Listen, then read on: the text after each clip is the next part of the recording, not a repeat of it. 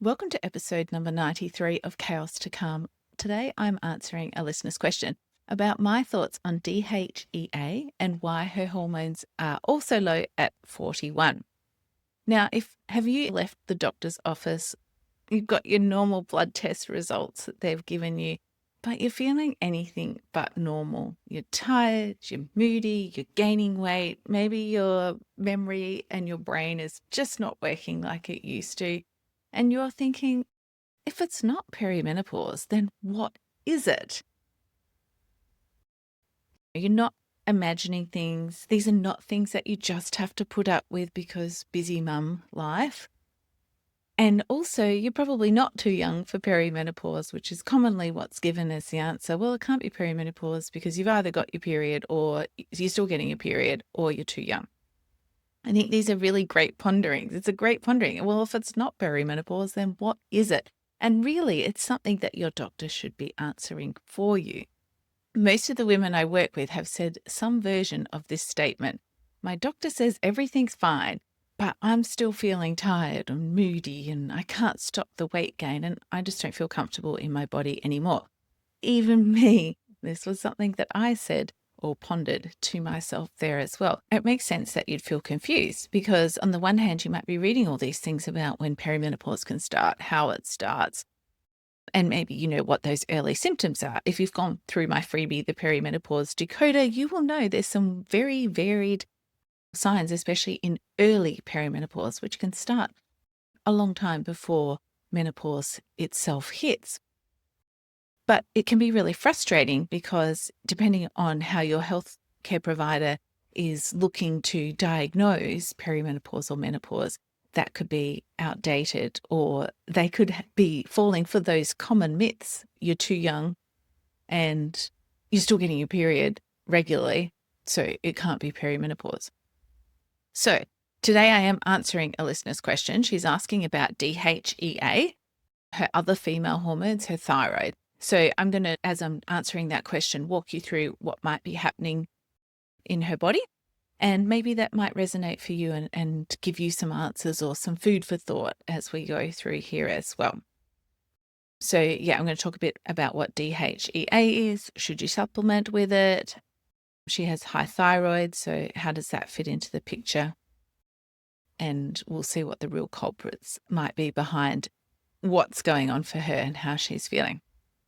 So if we haven't met, hello, I'm Sarah, the perimenopause naturopath, and I've helped hundreds of women over 40 navigate perimenopause with confidence so they can feel great in their bodies and reclaim their mood and energy. So if you're feeling like your changing hormones are hijacking your mood, energy, and weight, and you want to change that in a holistic way, then this is the place for you, my friend, because each episode I share with you my views on what's happening in your body, why you're feeling the way that you are, and how you can change that with some actionable advice to help you move from chaos to calm and feel more comfortable in your body. So let's start with the question that I was asked. Comes from a listener all the way in California, and she asks, what are your thoughts on DHEA? All my hormone levels are low, estrogen, testosterone, and progesterone. My TSH is high too, but still in normal range. Could my thyroid be caused by all my other hormones being low? I'm only 41. Why is everything so low? This question is really great. Like, I just get a version of it often. As I said, there's lots of women being told that they're too young for perimenopause. What this question or this type of question usually signals to me is that no one's really explained how early perimenopause can start, or the person giving that advice or telling them that it can't be perimenopause doesn't understand that themselves, or they don't truly understand what's happening and what's changing in your body. And also how stress, female hormones, thyroid, your adrenal health are so interconnected and all play a role in how you're feeling. And not just in perimenopause or menopause, all through life. We're very complex beings and all our systems are interconnected. And so often what can happen if maybe you're seeing a thyroid specialist, or maybe you're seeing a gastroenterologist, or maybe you're seeing a kidney specialist, or some version of that. They're only looking in sort of one silo or system of your body, but that's not how our bodies work. Our bodies are very interconnected. All a change or a ripple in one area will flow out and impact other areas of your body. So that's always important, I think, to remember. And that's the advantage as a naturopath that I have, or that natural therapies tend to have, is we have a holistic view of your body. And we're not just staring with our blinkers on at one marker in your blood test or one part of your body or your biochemistry. So to answer my listener's question, or actually I'm going to skip the first little bit for now about DHEA, but I want to address, like she says, why is everything so low? All of her female hormone levels are low: estrogen, testosterone, progesterone. So even though you're 41, which is quite young for perimenopause, it's very likely that it might be perimenopause, and that can even start in your late 30s. So even though your doctor might have told you that you're too young, especially if your period's still showing up, the truth is perimenopause isn't just about periods stopping. It's about so much more than that. It impacts all of your systems of your body.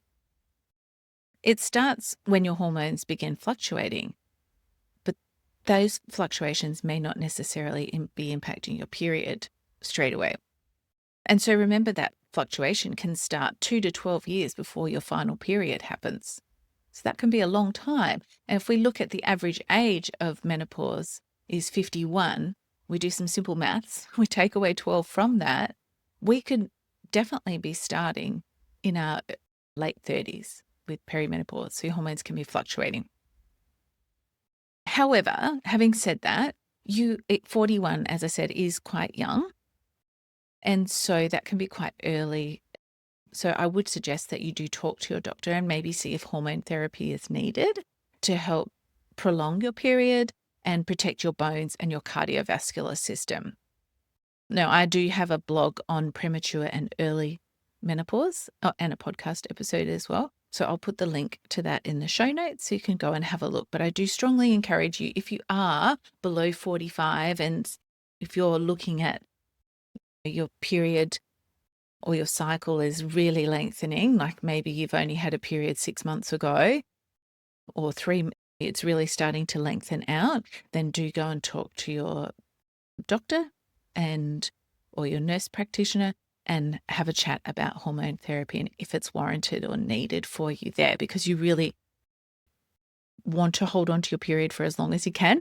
And again, have done a blog on that. So we'll link that in the show notes as well. The reasons why. I know it can be a pain and it can be disruptive to your life, but you really do want to hang on to it for as long as you can, because it does protect your bones and your cardiovascular system. So check out those other episodes if you need to go a bit deeper there as well. But yep, absolutely. At 41, it could be perimenopause. You could be close to menopause as well. It's very difficult for me to say without seeing your whole health history. And that's why I spend a lot of time with my clients in the Chaos to Calm method to go deep into their health history, and why I love doing blood tests so that I can get a fuller picture of their history. But I do want to say this, that with female hormone blood tests, I don't tend to use them in clinic. It's tricky because they only show you what's happening at that single moment. So it's one snapshot in one moment of time. But our hormones are really dynamic. And this is true for anything in your blood biochemistry, your iron, your liver enzymes, any of those things. You know that it is just one snapshot of time, one single moment. And, if your cycle's irregular, testing on the right day for your hormones can be really impossible. So you want to test your estrogen on day 3 and your progesterone on about day 21 of your cycle, 7 days after ovulation. That's one of the reasons why in clinic I don't really use reproductive hormone testing, because it's really difficult to get those days if the women that I'm working with tend to have very irregular periods or their cycles really lengthening. So, and our symptoms tell us a lot, and we don't actually really need that hormone testing generally speaking, unless we're looking for a specific problem. There is something deeper going on or we want to know about, or if you are perhaps younger, in your late 30s or in your 30s and early 40s, and you want to know a bit more about it, it would be part of a broader testing to check that other parts of your body or your other endocrine organs and hormones, what sort of levels they're at there as well.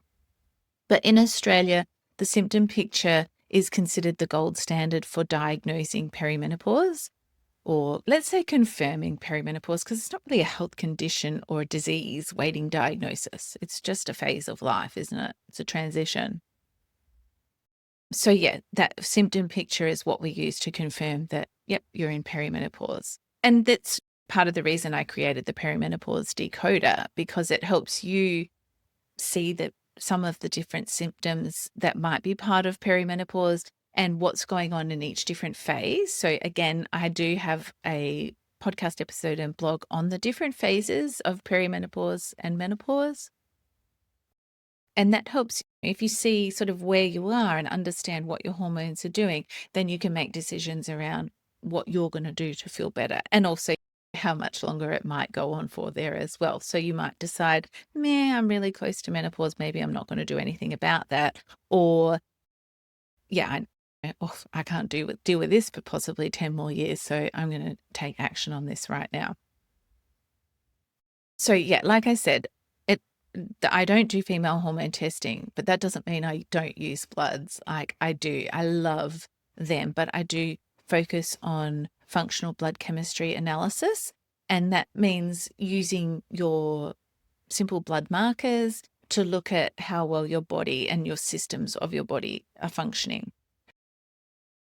We'll use those different clusters of markers to tell us about the different symptoms or the different pathways of your body and how they're working. So it gives me a lot more to work with. It's not diagnostic, of course. It gives me a better understanding of what might be going on and what's behind how you've been feeling. And that's really important to know as well, what's behind how you're feeling. All right. So let's talk about DHEA. It has a really long chemical name. I am not going to attempt to say it because I always muck it up. It's a steroid hormone. It's made by your adrenal glands, those little tiny pyramids that sit on the top of your kidneys. And in like perimenopause and menopause, we rely on it heavily because it's a precursor for estrogen and testosterone. It helps give our brain and heart the estrogen that they need to function well in menopause when estrogen is not being made by your ovaries. So DHEA naturally declines with age. So a lot of times it's marketed as an anti-aging compound or supplement. So as it's declining with age, the demand is also increasing for us there as well. And it's really important to know that stress can accelerate the decline of DHEA. And I always say this is the busiest phase of life for most women. It's the most stressful phase of life. You're doing all of the things, burning the candle at both ends, running on coffee and cortisol. And if you've been doing that for like the past 10 years leading into perimenopause, your DHEA may be even lower because you've been in that survival mode. And most of the women I see and work with, sure, that my cohort might be a bit biased because they're reaching out to me for help because they're feeling so bad. However, like I said, for most women, your 40s and 50s are the busiest phase of your life. And it also coincides with you being underslept. Is that even a word? Undernourished. And yeah, so you're not fueling your body well. And also the demand on your body is really high. So low DHEA may also be a signal that your HPA axis is dysfunctional. So your HPA axis is your hypothalamus, your pituitary gland, and your adrenal gland. Not a triangle, but that pathway there as well is dysfunctional. So your stress response system is overwhelmed and it's not adapting well to the stressors that is coming in. Now, this is why this happens and why you're sort of more responsive to stress in perimenopause is something I've talked about a lot, and it relates to your progesterone levels. And in my free training, why you can't lose weight after 40, the 4 hormone shifts that you can't ignore, I do talk about it in much more depth there as well. But yeah, what I want you to know is that low DHEA may be a sign that hormone pathway to your adrenal glands is not functioning well, over functioning, or it could be like you're burnt out and your cortisol is very low there as well. Again, these are all the things that we're thinking about when we're looking at you holistically and what's going on there for you. And if you're Googling and finding lots of different things, it can be really confusing and hard for you to work out exactly what's going on there. So should you supplement with DHEA? Maybe. But in Australia, DHEA is prescription only, so it's not something that I'm looking at or offering that for you, that it would be a discussion that you had with your doctor. But honestly, I'm less interested in topping it up. And this is often the case for not just hormones, but other aspects in your body there as well, like your digestive enzymes, things like that. I'm less interested in topping those up and more focused on why it's low in the first place. What's going on? What's draining your DHEA? What's the problem or the dysfunction there that, the endpoint or the outcome is that lower DHEA? What does your body need to stop the drain and help boost your levels up? That's really where the real healing starts. And I totally encourage you to always think this way, because that's what gives you long-term resolution of your symptoms rather than just having to rely on supplements or medications to suppress them. And then you get stuck on those things forever there. You can't not stop taking them, because then those symptoms are going to come back. Also, from a naturopathic perspective, when you're suppressing your symptoms, your body is going to express that dysfunction in another way. It might be why if you start taking a supplement for hot flushes and sweats or brain fog or whatever, there's so many perimenopause specific supplements in your Instagram feed and marketed to women these days. You might start taking one of those and feel better from that perspective, but then you might notice that you get another different symptom there instead. Maybe you're getting more brain fog, or maybe you're starting to gain more weight, or whatever it might be. There's so many different symptoms in perimenopause. So yeah, if we don't address what's actually underlying it, and sure, perimenopause hormone changes are often part of it, but usually they're just the exacerbating factor as well. There's usually other things at play or underlying driving those symptoms for my clients as well. That's the value there of testing and using a functional analysis or approach to it, as well as spending time to get your whole health history and putting the pieces of that puzzle there together. And it's often why if someone asks me, oh, what should I take for this or what should I take for that? I always say, it's really complicated. I would be doing you a disservice if I just suggested take magnesium or take black cohosh, because our herbs and nutrients don't necessarily work that way like Western medicines do, where you have statins that are marketed for high cholesterol and they work on a pathway to just reduce that cholesterol. Herbs don't, I see them being used a lot more for that in that way, but they shouldn't be used in that way there as well. And if we're truly working naturopathically, we are looking to find what's driving how you're feeling, what's underlying it there as well. So continuing with this listener's question, so what's happening with their thyroid there as well?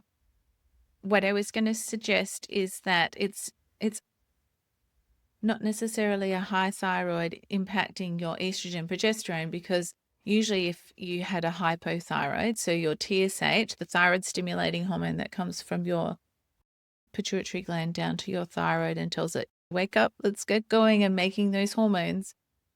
If that's elevated, that actually means that it's like your brain is shouting to your thyroid because your thyroid's not making enough of those other hormones for us there.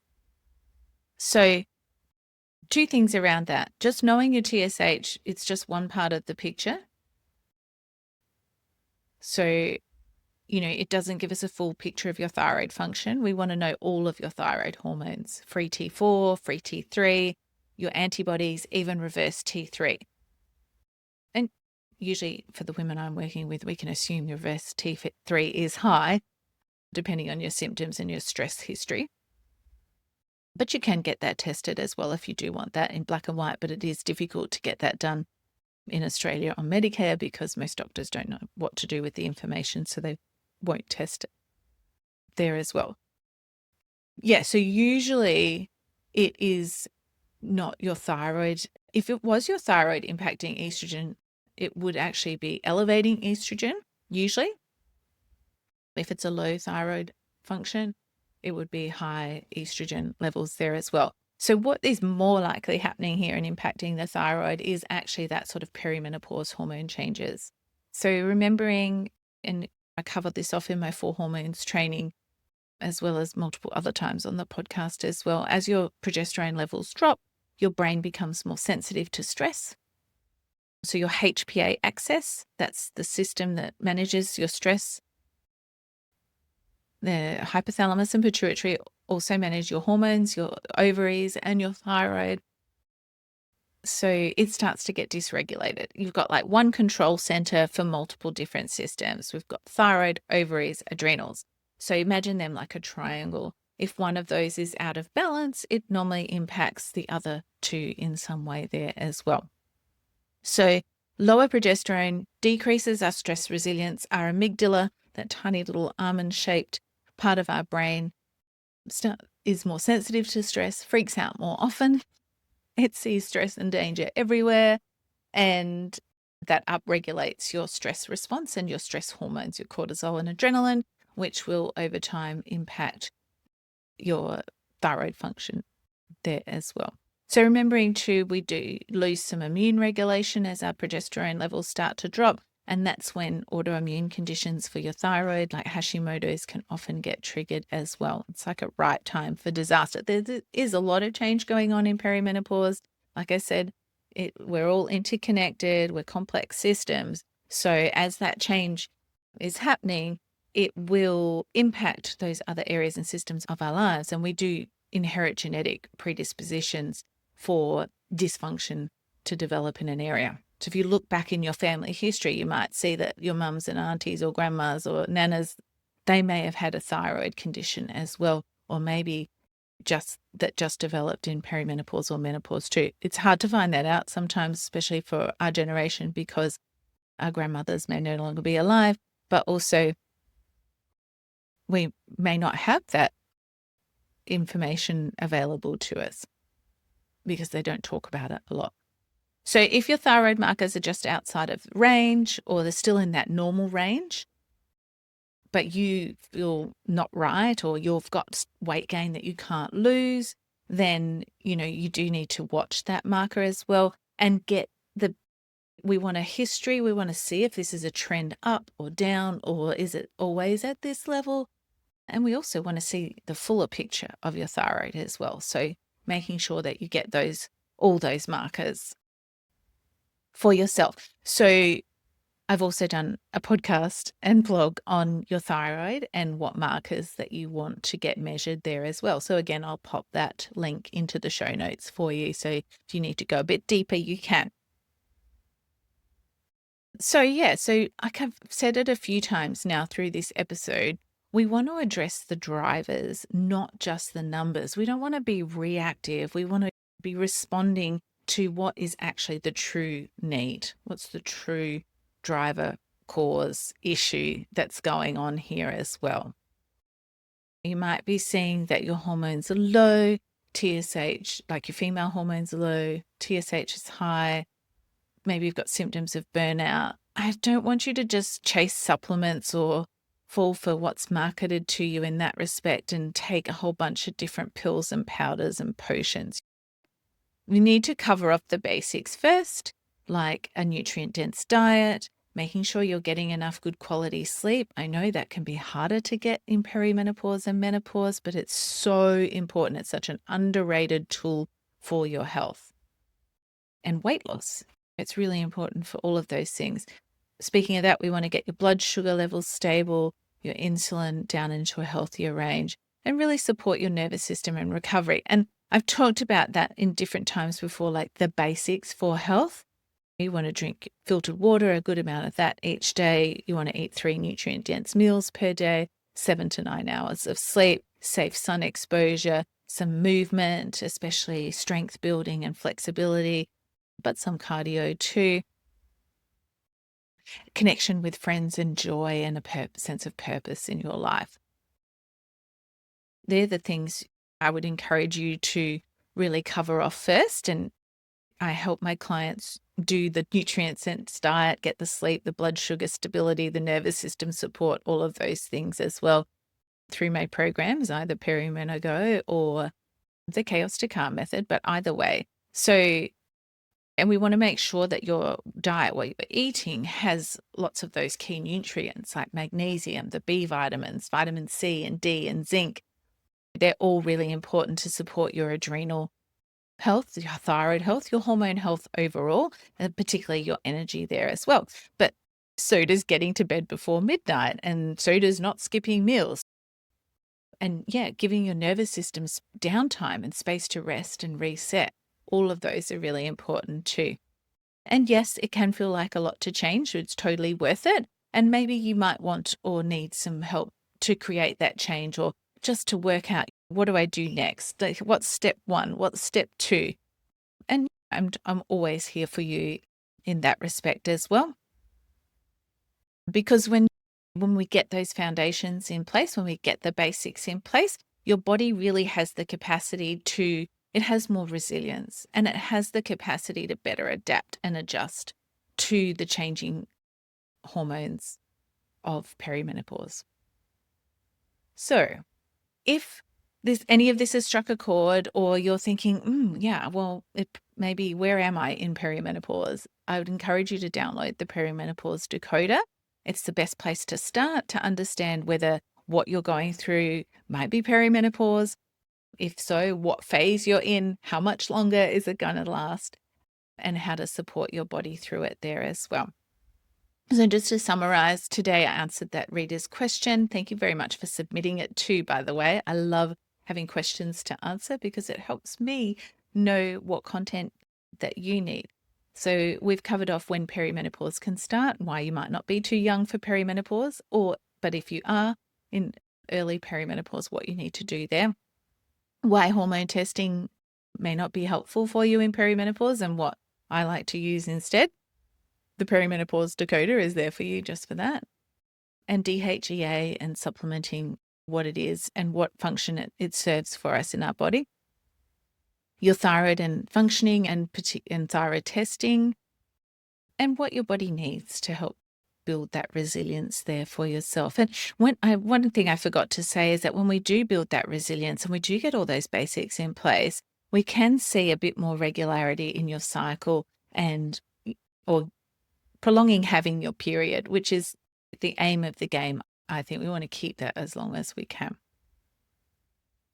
So if you're ready to feel more comfortable in your body and have a clear plan for this phase of life, then please head to theperimenopausnaturopath.com.au and learn more about how I can support you to do this through my programs and my one-to-one sessions there as well. Thank you so much for tuning into today's episode of Chaos to Calm. If you found it helpful, please do make sure to follow the podcast so you don't miss future episodes and tips. And while you're there, please rate the podcast, leave a review, leave a question for me, and let me know what you'd like to see more of on the podcast. Rating and reviews mean more women find the podcast and have the opportunity to transform their perimenopause journey. So that, my friend, is all for today's episode. Thank you so much for listening and sharing your time with me. Until next time, keep transforming your perimenopause from chaos to calm.